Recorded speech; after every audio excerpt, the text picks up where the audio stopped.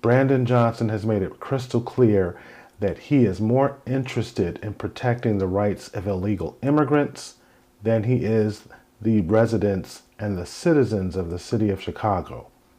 In a recent press conference, he doubled down and he said that he ordered CPD not to support the efforts of the federal government to locate, apprehend, and deport illegal immigrants. Brandon Johnson is not concerned about law and order. His excuses are flimsy, and he is putting all of us in the city of Chicago and the surrounding suburbs in danger. This isn't about race. This is about law and order, and Brandon Johnson is failing on both counts.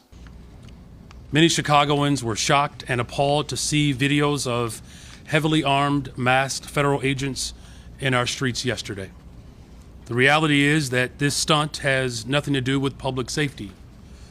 This is about politics, money, and power. The president is using his militarized force the exact way he intended to advance his political goals. He wants to militarize our cities, whether that's through ICE or through the National Guard or the United States Army or Armed Forces. He wants to provoke conflict so that he can use this as a pretext to send even more federal agents into our city. What we saw yesterday was an absolute disgrace. Families, visitors, everyday Chicagoans were out enjoying our city, and they were met with dozens of heavily armed federal agents aiming to strike fear in our communities. They targeted street vendors and construction workers, just trying to make an honest living. They made a little girl act as a translator as they took her family into custody. These are heartbreaking scenes that have nothing to do with making our city safer. My question to these masked, heavily armed individuals is simple. What could you possibly need an automatic weapon for? You know, looking at him standing at that podium and reading that speech, because he's obviously reading it, it looks like he's a deer caught in headlights. He can't even express what it is with any genuine appeal or genuine delivery. He looks like he's being held hostage. But let me answer the question for him. Why would the National Guard need to have long guns with silencers in the city of Chicago? One of those suspected shooters was arrested in Schaumburg during a January immigration raid, but released by a magistrate judge days later in Chicago. He's now in ICE custody, accused of being a member of the Tren de Aragua gang and one of multiple shooters at a December 2024 Gage Park house party that claimed the lives of 3 people. Now you see those guns sitting on that table on this ABC 7 news report. Look at the guns on that table. And then replay that question that Brandon Johnson just asked. Why would the National Guard need to come into Chicago and have long guns with silencers, and then look at the guns that Tren de Aragua are using in Chicago and the surrounding suburbs? This man is so out of touch with the reality of what's going on. Or is he? Is he out of touch? Or is he just lying to the American public? Nos apuntaron a mi esposo. They were pointing their guns at me and my husband. They knocked him down to the ground. The I-team spoke to the mother of Edward Martinez Cermeno's girlfriend back in January, moments after he was ordered released from custody, reliving their encounter with ICE during a Schaumburg immigration raid when Martinez Cermeno was initially taken into custody. Y se fueron machetadas, no nos dieron una explicación. They left without any explanation. They didn't show me any documents. We were scared. We were all in crisis. Now the 24-year-old Martinez Cermeno Sermeno is back in ICE custody, accused of being a gunman in a deadly Gage Park house party shooting and a member of the now infamous Tren de Aragua Venezuelan gang, along with 25-year-old Ricardo Granadillo Padilla, who was arrested by ICE Homeland Security investigations in Raleigh, North Carolina. Authorities say Granadillo Padilla was found with a pistol and ammunition. ICE says multiple firearms, high-capacity magazines, narcotics, and fraudulent documents were seized in January from Granadillo Padilla's residence in Chicago. Martinez Sermeno had been living with his girlfriend's parents, Maria and Ruben Ochipinti, the couple told the I-Team in January, before he was arrested. However, there is no case against either Martinez Sermeno or Granadillo Padilla listed in Cook County or federal court. So that's just one example of what's going on with this gang that's infiltrating Chicago and the metropolitan area. But I don't want to stop right there. Take a look at this one as well. Cities have wrought. Cops are hunting down what they say is the minor league gang for Tren de Aragua, who call themselves Los Diablos de 42. It's made up of kids from Venezuela who are here illegally. They're accused of attacking NYPD officers in Times Square, hurling glass bottles, basketballs, even a scooter. So far, 5 have been arrested. 3 more are on the lam. One of the pint-sized punks that got arrested is just 12. Apparently, he's the leader of a theft ring in Central Park. Border Czar Tom Homan shipping up to New York to address the situation. These people are in the country illegally. This is just another example of sanctuary cities not cooperating with ICE, and look what happened. NYPD officers are attacked. If you're brazen enough to attack an armed law enforcement officer, you're much more dangerous to an unarmed civilian. We're coming for him. And as Tom Homan hunts down the teen migrant gang, Trump's racking up accolades for being the law and order president. It speaks to one of Trump's best issues, right? The idea Alcatraz, you think law and order, you think Donald Trump. So Donald Trump ran in part on law and order. It was one of the reasons that he got elected. And at this particular point, Americans like what they're hearing from him on the issue of crime. And you see this right here with a +2 net approval rating, far better than Joe Biden left office with back in 2024. So think about that. This gang leader is 12 years old. You see him running around. He's only about 4 to 4.5 feet tall. And you have Joe Biden. You have the Democrats. You have Brandon Johnson telling people, hey, whether you're here legally or illegally, we are going to support you. We are going to defend your right to be in this country. So he's letting you know, you American citizens, Brandon Johnson and the far left progressive Democratic mayors throughout this country who share his same ideology, they're letting you know, you as an American citizen, your rights matter less to them than defending people who are both here illegally and committing crimes against United citizens. Let's go back to his speech. The only plausible explanation is that their aim is not to carry out their duties, but instead strike fear in our communities. If you are following the law, if you are in accordance with the Constitution, if you have a criminal warrant, then there is no reason to cover your face. This comes on the heels of the revelation that was reported on MSNBC that Tom Homan, the so-called border czar, accepted a $50,000 bribe from undercover FBI agents in exchange for lucrative detention center contracts. So let's call it what it is.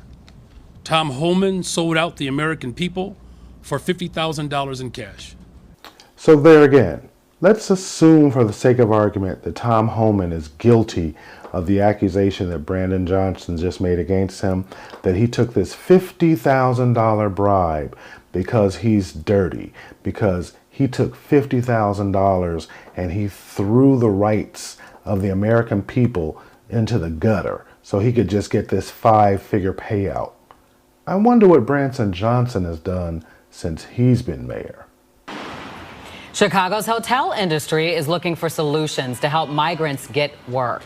But at one downtown hotel, neighbors say they've seen nothing but problems. Tia Ewing went to see for herself.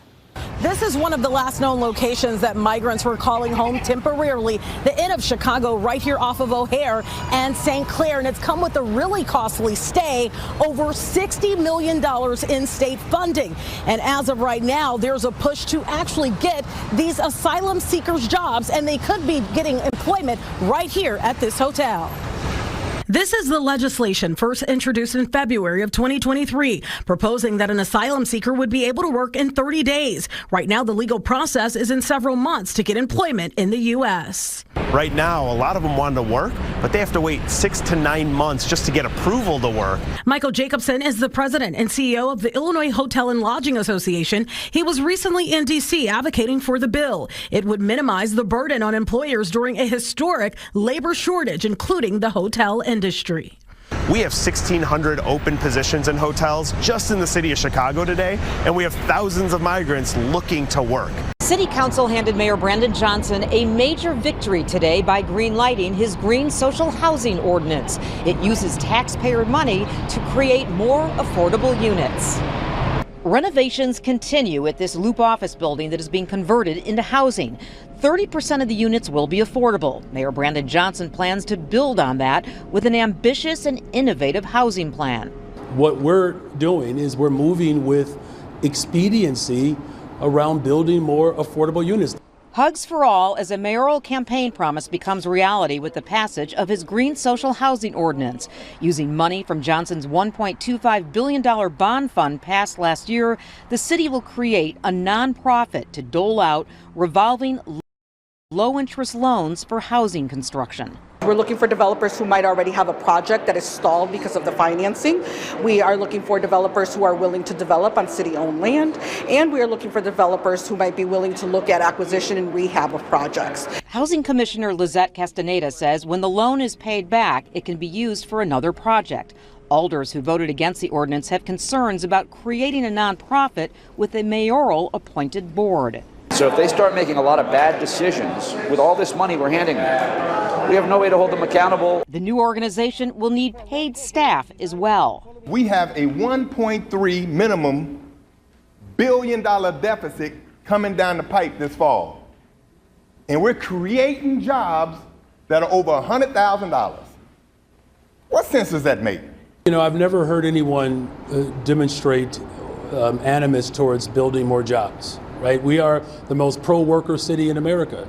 The ordinance calls for projects with 70% market rate units that will subsidize 30% of affordable housing. Others against the new plan say it's not worth taxpayers' money. And this fund, costing $135 million, at best will provide 400 units per year. That's a drop in the bucket of the problem. So you hear all these numbers being thrown around. Brandon Johnson has this fund for $1.5 billion that's going to build affordable housing for 400 units. You hear this other number being thrown around. You heard Alderman Beal saying, hey, we've got a $1.5 billion deficit and we're trying to build, try to take taxpayer money to give $100,000 a year jobs to nonprofits. You hear all these millions and billions of dollars being just thrown about, just everywhere, just money everywhere. There's $1 billion here, there's $100 million here. And then after all of that, Brandon Johnson has the temerity to go after John Homan for $50,000, even if John Homan is guilty of taking a bribe for $50,000. How? Let's say John Homan is guilty of $50,000 and he gets 10 years in jail. How much time and how much guilt does Brandon Johnson have for tens of millions, hundreds of millions, $1.5 billion? If Tom Homan needs to go to jail, according to Brandon Johnson, for taking a bribe of $50,000, what needs to happen to Brandon Johnson? Let's go back to his speech. And that's why I'm calling on the federal government to appoint an independent investigator to review every single contract in the city of Chicago, the county and the state, related to any ICE detention centers. The people have a right to know if these contracts are legitimate or if they were granted as a result of outright bribery and corruption. As of last week, 72% of those held in ICE detention have no criminal record.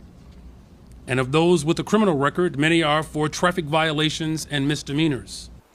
Once again, this is the lie that we continue to hear from the far progressive left. Oh, these individuals haven't committed a crime. And if they have committed a crime, it's just a minor traffic offense. But they're forgetting the crime that they originally committed by coming into the country illegally.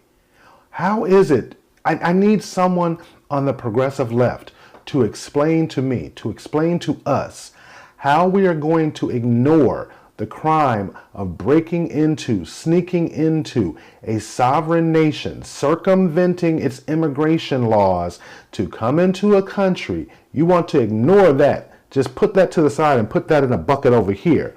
And then you want to say, well, they've been here for 5, 10, 15, 30 years, and they haven't committed any crime since they've been here.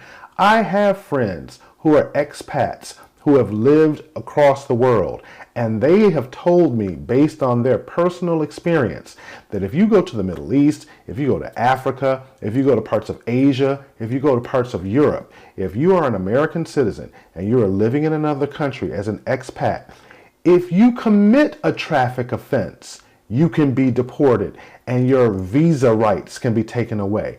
If you have a DUI, if you commit some of the most minor offenses that in the United States would be a misdemeanor and would be a slap on the wrist, you can be deported in other countries. But you have people like Brandon Johnson who are standing up there at that podium on that dais, looking like a deer in headlights, telling you and telling me that if somebody sneaks into this country, oh, that's not a big deal. And if they committed a crime while they were here, oh, it was just a minor traffic offense. But they want to call the Trump administration and everybody who's standing on the side of law and order racist and everything else, when all we're doing is saying, let's defend the laws that we have on the books. If there's a legal pathway to come into this country, then do the work to legally come into this country. But if someone comes into this country illegally, we're supposed to look the other way and say, oh, they didn't do anything else since they've been here. This is why the Democrats and people like Brandon Johnson are reviled by so many people, by the majority of voters, because they are they're a walking contradiction. Let's go back to his speech. The Trump administration's detention campaign is not for public safety, it is for profit. More than 90% of the immigration detention centers are run by private and for-profit corporations. The Trump administration has already engaged in no-bid contracts with private prison contractors across the United States. You mean like the no-bid contracts that you gave to companies outside of the state of Illinois who were providing the food and the shelter and the security for the illegal migrants whom you say were living in police stations, and you had to put out all of this money to get those people out of police stations? You gave, Brandon Johnson, you gave no-bid contracts to corporations outside of the state of Illinois under the guise of, hey, we've got to help these people. But now you're attacking the Trump administration for giving no-bid contracts to expedite a process because they see a need the same way you expedited a process for illegal immigrants. I'm so tired of this hypocrisy. Executives at private prison firms are calling this a gold rush, as their stocks have soared by as much as 80%. In May, the CEO of a private prison corporation told investors, and this is a quote, "Truly one of the most exciting periods in the history of the company." One company estimated that they could make as much as $400 million of taxpayer money per year from private detention. Another said that it could make as much as $1 billion in additional revenue. The two largest private prison corporations gave President Donald Trump at least $2.8 million for his re-election campaign. And this is the agency that Trump and Republicans just handed $170 billion, a blank check with little to no oversight. The money that Republicans gave to ICE is there's more funding given to ICE in this last budget that has. Did someone just hand him this speech right before he walked out? I mean, is he even literate? You see how he's stammering and stuttering over this speech? And all he's doing is reading his scripted excuse that he gives to everything. He's trying to throw the Trump administration under. And again, I'm not taking sides on left, right, Democrat, Republican, conservative, progressive. That's not the point here. The point is the hypocrisy. He's accusing the Trump administration of giving no-bid contracts and allocating tens and hundreds of millions of dollars from the federal government when he's doing the exact same thing at the city of in the city of Chicago. The difference is that the federal government has trillions of dollars with which they can dole out to whomever. The city of Chicago, under Brandon Johnson's leadership, is currently in a $1.15 billion deficit just for 2025. They're predicting another $1 billion for 2026. They've got another $700 million from 2025. They got another $700 million for CPS. The CTA is about to go under. They've got budget deficits all over the place, and this man has the unmitigated gall to get up there and accuse someone else of fiscal mismanagement. Let's go back to his speech. Has been allocated for police departments at state and local governments in all 50 states, including the District of Columbia combined. Let me say that again. Trump gave his personal militarized force more money than all other local and state police funding combined.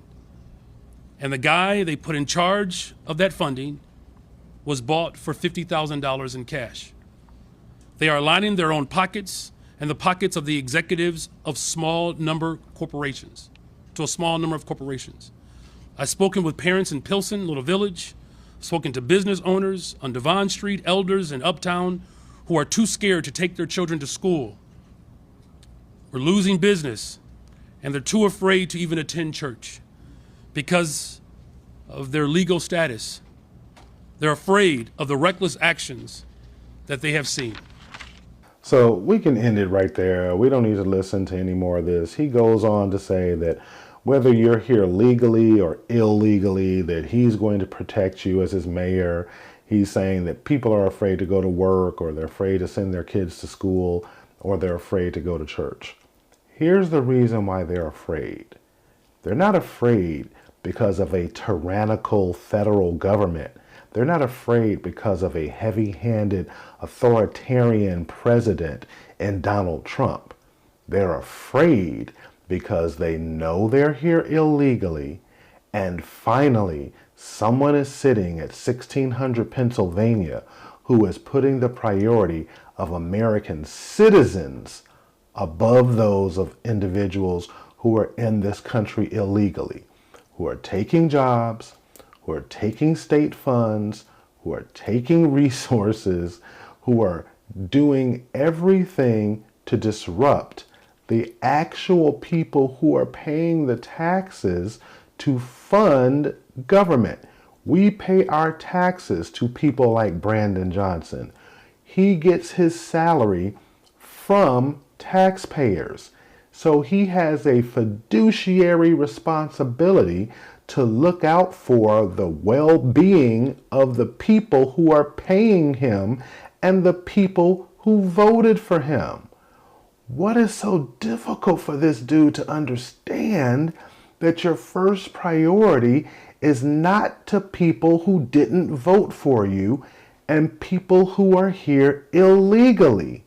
He is literally standing at that podium on that dais, and he is looking into the eyes of you, the American people, of you, Chicagoans, who voted him into office. And he's telling you to your face that he's more concerned with illegal immigrants and illegal immigration than he is with your quality of life, because he believes that's a political foil that he can use against Donald Trump and the federal government. And if you vote for him again in 2027, if you vote for someone who believes the same things that he believes and you get the same outcome, you do not have the right to complain in 2028. We have got to start voting for and empowering people who put Americans first. This isn't some Donald Trump parroting America first thing. This is just basic civics. You vote for people because you believe they are going to implement the policies that benefit you first. Once they satisfy your needs, then okay, we can go look at somebody else and see if there's some resources left over to help somebody else.